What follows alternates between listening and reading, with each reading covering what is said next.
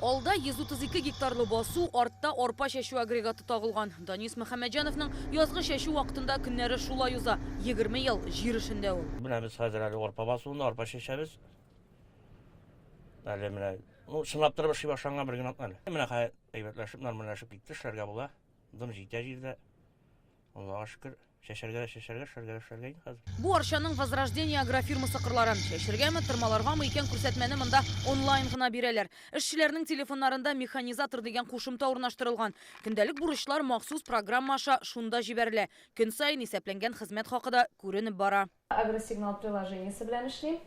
Монда инде без поледа эшләгән механизаторларга заданиялар бирәбез, һәм аларның кайсы поледа ничә гектар эшләгәне, шул ук вакытта үзләренең хезмәт хакларын күрә алалар. Механизатор дигән приложение, монда керәсендә үзеңнең эшләгән техниканы эзләп табасың. Арпа 132 гектарлы басуда менә эшләгәнне күрсәтеп тора, картазанны карап була.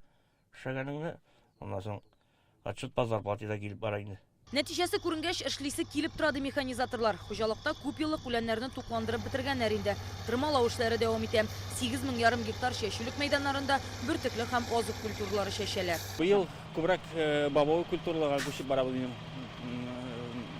Һәм ничә ел инде икенче ел зерновой культураларга бәяләр төшә, бәясе юк, теге бик файдасы юк, өстеннән шуңа чечевица, сой, шундый культура башакны арттырабыз майданнан.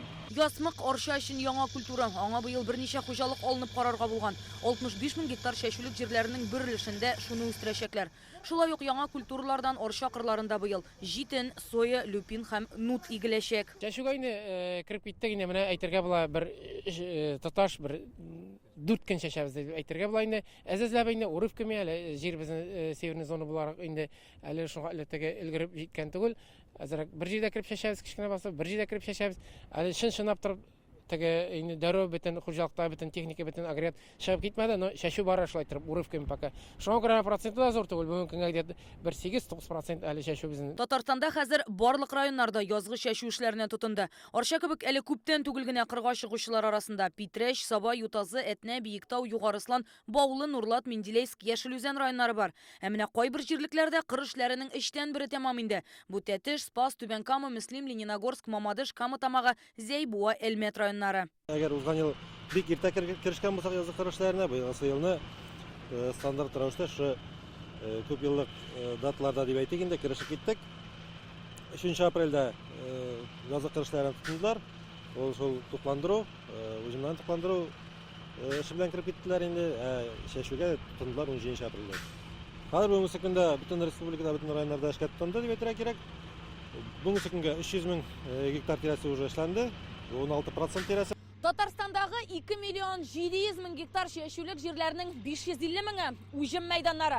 Әмма аларның кардан ачылганын белгечләр борчылып көткән. Чөнки былтыр көздән әлеге мәйданнарның 20% тулысынча үсеш алырга өлгермәде. Ә кайбер басулар берәр ай тишелмичә торды дип белгечләр. Әмма бу ел апрель җылы кирү сәбәпле алар әйбәтләнгән, үсеш алган, хәзер тармаклану фазасында.